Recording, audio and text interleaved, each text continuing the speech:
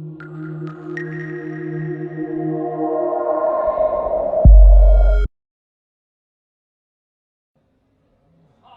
surprise no one? And who did not attend a tweet-up or space tweet-up? Is there anybody? Yeah, one. Because the other one I know, they were both at the MarsTweetup and also other space tweet-ups. So just a short, a space tweet-up is a meeting of people. They're coming together and having fun, learning about space and communicate about their passion about space. I will talk today about my paper, which will be presented at the International Aeronautical Congress at, I think, the 5th October. It's space tweet-up from a participant to a Mars tweet-up organizer and a new format of space communication. Just a short history how tweet-up, space tweet-ups came up. Since 2009, the NASA is organizing NASA tweet-ups, and they give a unique opportunity to people who are interested in space. For example, they can watch shuttle launches or rocket launches together. They can meet astronauts and so on. This year, NASA renamed NASA tweet-up to NASA Social to give its reach beyond Twitter. So there are a lot of people who are using other social networks than Twitter, like Facebook, Google+, Pinterest, and whatever. And to expand the range, they renamed it. Did you know where the first tweet-up was held? Anybody have an idea? Oh, sorry, NASA tweet-up was held at the JPL, at the Jet Propulsion Laboratory in 2009. And it was organized by Veronica McGregor. She is also the woman behind several of the rovers account and got famous with Mars.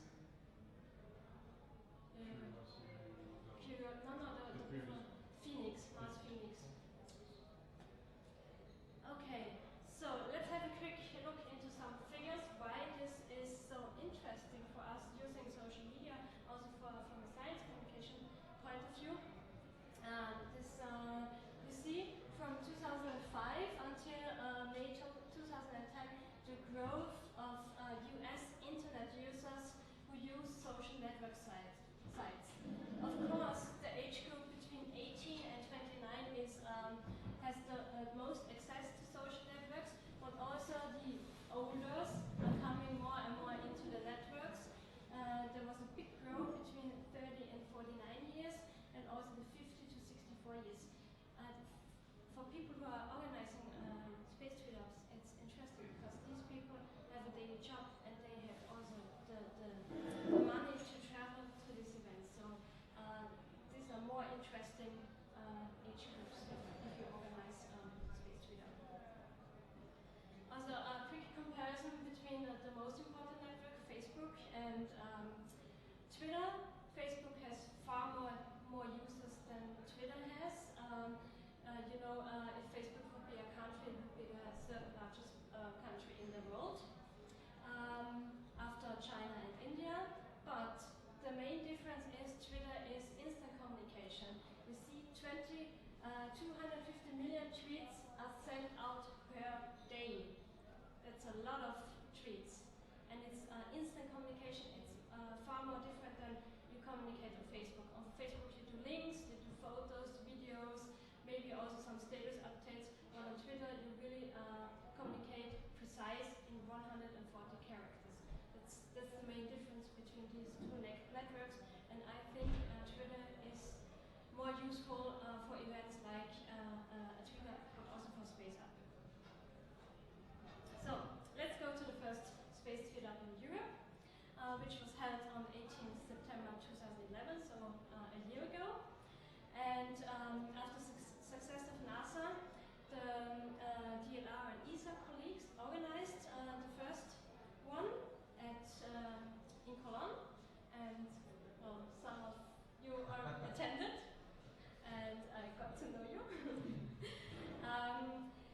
They invited 60 followers and 480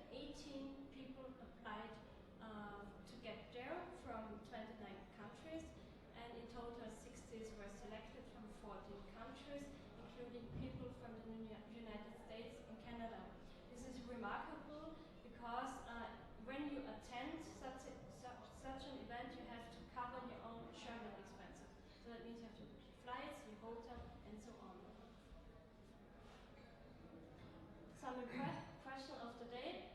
Well, I enjoyed it very much, and I would again say it was awesome. It was really awesome, and I got to know that more people like me might like they like social media and they like space.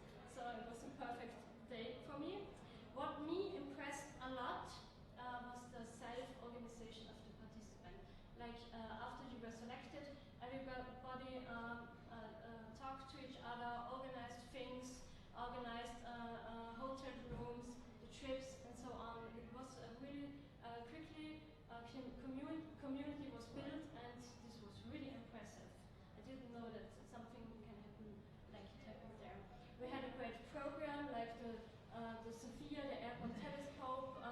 We could visit also the Airbus 380, and we had great talks also by Alexander Suchek, and we had the astronauts in a really new format, one astronaut per table. This was a really good way.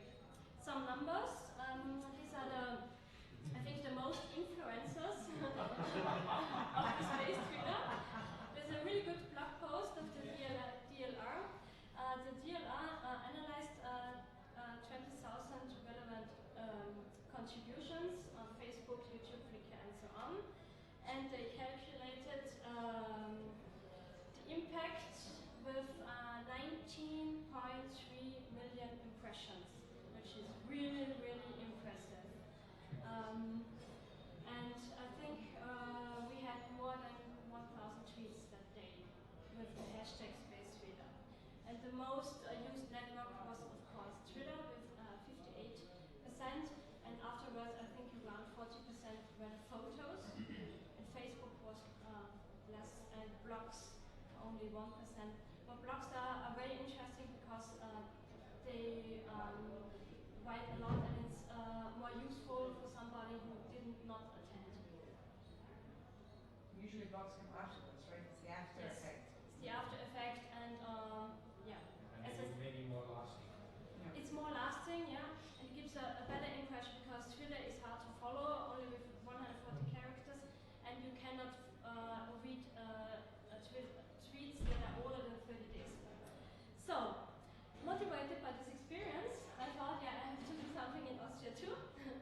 And I know that our next field mission was coming up, the Dachstein Mars simulation, and therefore I organized MarsTweetup, which was held on 28th of April 2012.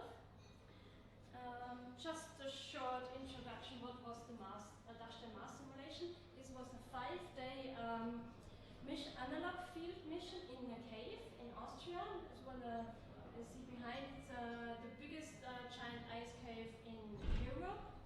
And we tested the newest version of our SpaceUp simulator, which you see in the back, the Yaruda X. And we also invited international partners to contribute.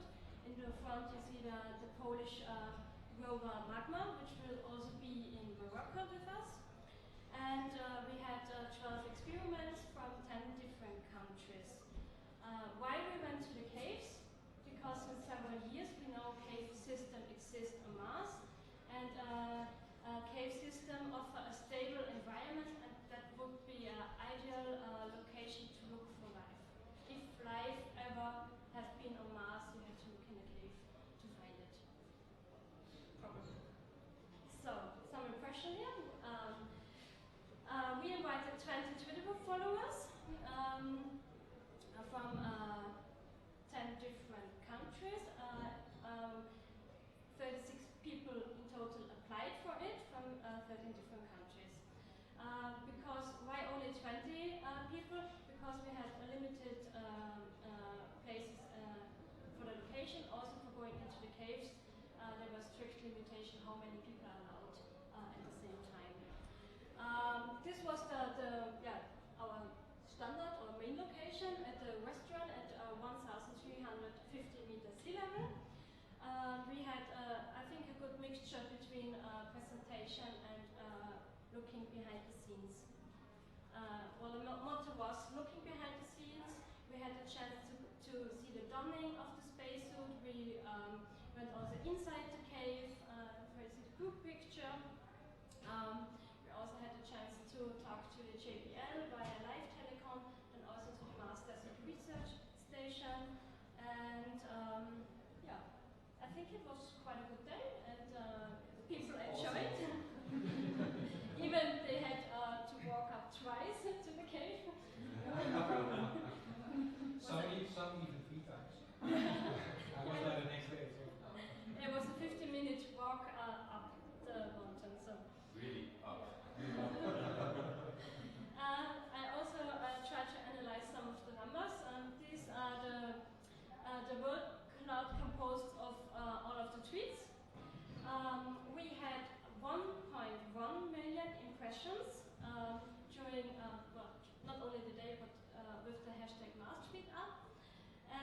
And we had, what I found interesting is not only the 20 Twitter users used the hashtag MarsTweetup, we had 92 different users using this.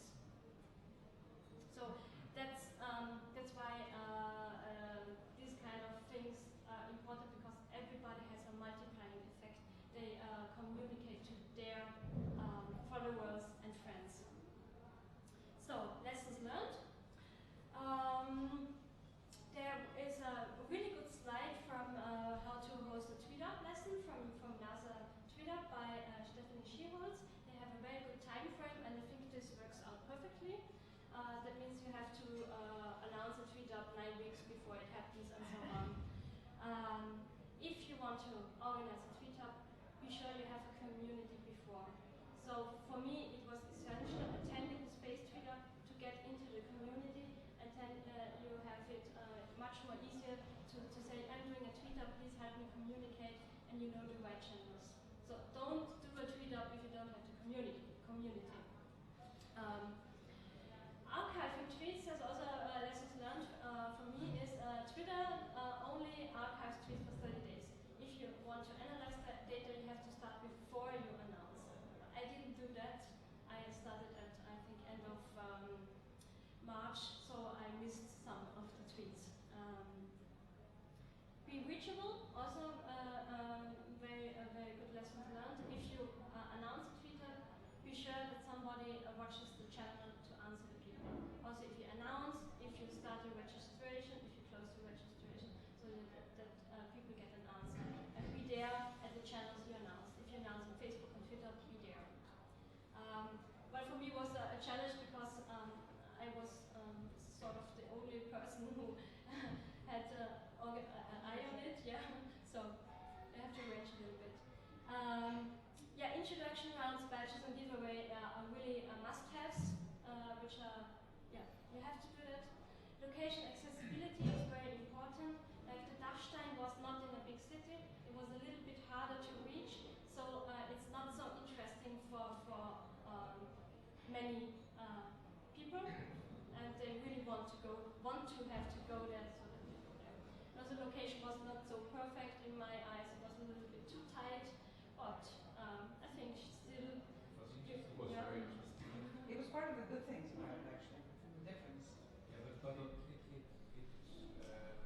makes your audience smaller. Yeah, because yeah. A lot of people will dismiss it out of hand.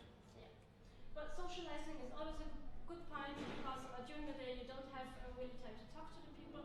So if you have an event afterwards, just have dinner or drinks is also a good add-on. And I would say it's absolutely worth the stress. So if you're a space enthusiast and have a good location, a good event, do a tweet-up. I really recommend it. And my number one lessons learned. The biggest benefit for me were the people, because you are the ones who went for 1 day to Austria on your own cost, traveled from whole Europe and enjoyed the day, and you communicated about what we are doing. You are my number one of space advocates. Really. And I think that's how ESA and also other organizations can contribute, because they will stay the space advocates and they communicate what we are doing to the public, to their network. And it's more trustful if it comes from Joe, for example. For a friend of you, it's more trustful if you say it's a cool thing than if I say it, because they know you. Yes, that's all to say. I hope in future I can organize another tweet-up event, and also attend a tweet-up event. Question? Yes, question?